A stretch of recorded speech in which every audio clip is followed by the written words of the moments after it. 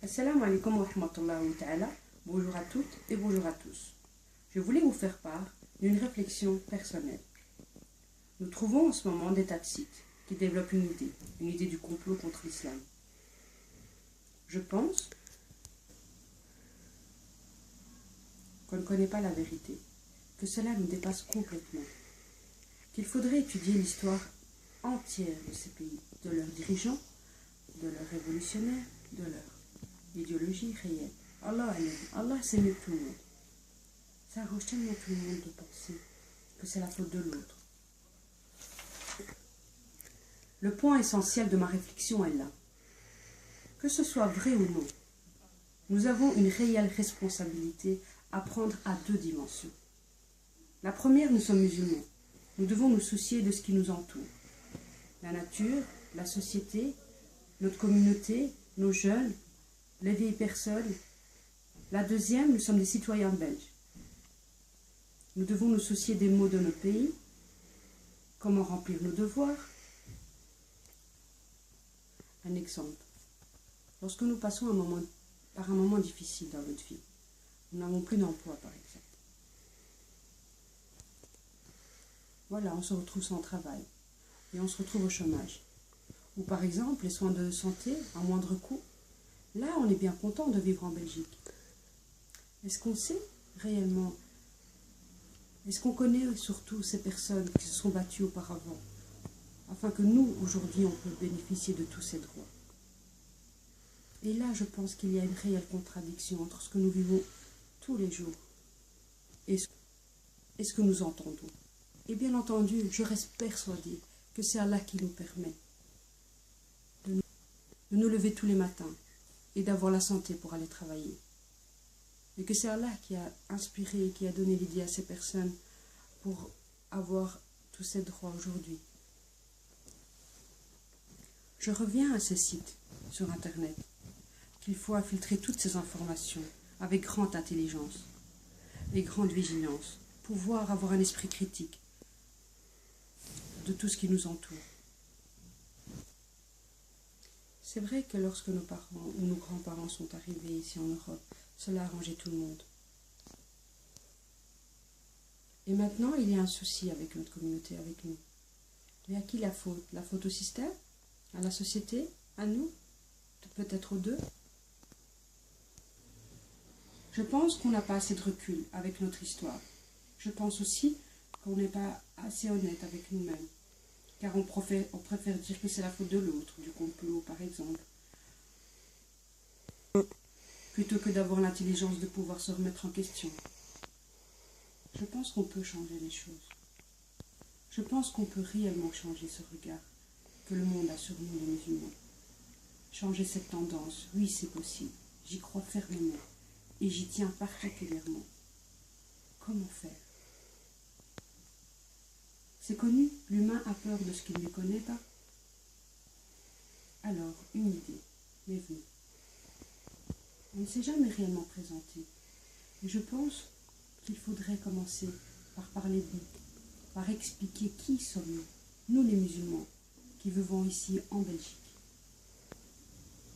Je pense qu'il faudrait expliquer comment on vit, nos 5 prières journalières, à quoi elles servent, parler de Dieu, comment nous on le voit, expliquer qui il est, parler de notre cher prophète aussi, Sina Mohammed sallallahu alayhi wa sallam, parler aussi de nos valeurs, pouvoir dire que nous vivons comme tout le monde, mais que nous pensons qu'Allah nous voit à chaque moment de notre vie et que nous vivons en fonction de cela. Et je pense aussi que le changement se passe par notre comportement. Car le comportement, c'est énorme. C'est l'image que nous véhiculons dans le monde, dans notre société. Mes sœurs, mes frères. Par exemple, notre façon de s'adresser aux autres. La ponctualité dans les différents instituts administratifs ou publics.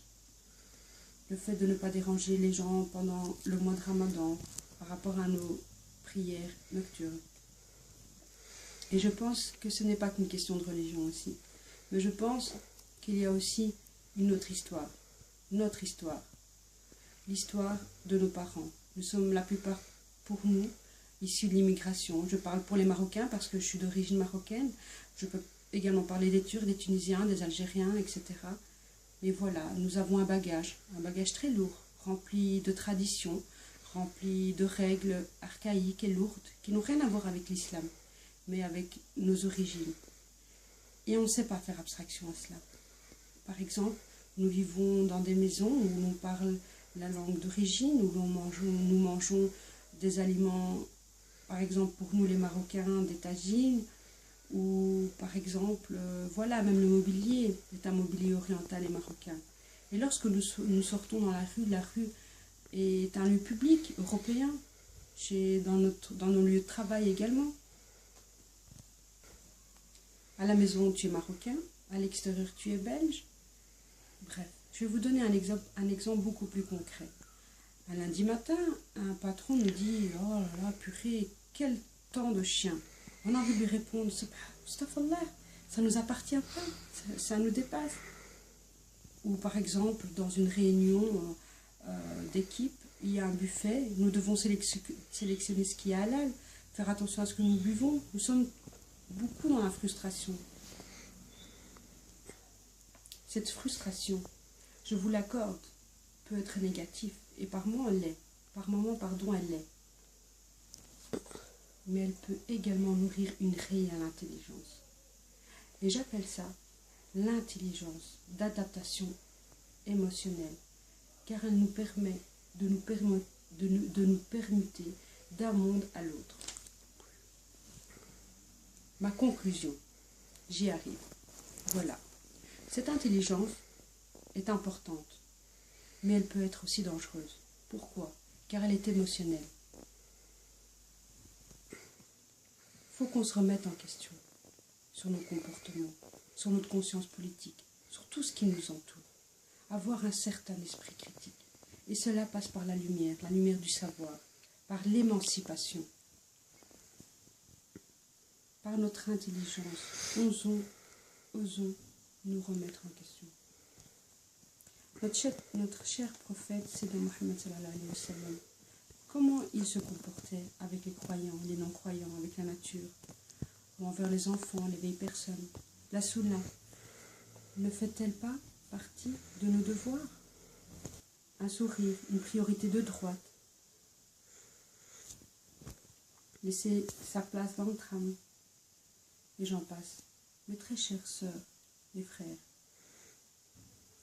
nous restons fixés sur des détails, comme la barbe, comment mettre son foulard.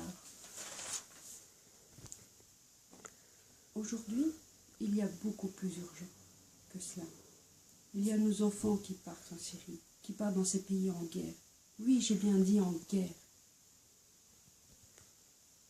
Car ils n'ont pas compris le vrai sens du message. Car toutes ces informations sont mal filtrées, ils sont mal interprétés. Juger les autres sous prétexte qu'on pratique parfaitement. Et nous restons tous, toujours que des êtres humains. Et le jugement appartient qu'à Allah seul. Arrêtons d'être dans le déchirement. Rapprochons-nous davantage. Réveillons cette conscience humaine en commençant aujourd'hui par nous-mêmes. Cela se termine. Je voulais juste m'excuser auprès de personnes que j'ai pu offenser. Cela n'était pas mon intention. Je voulais juste partager mon idée. Et si vous avez des commentaires à faire, positifs ou négatifs, n'hésitez pas à m'en faire part.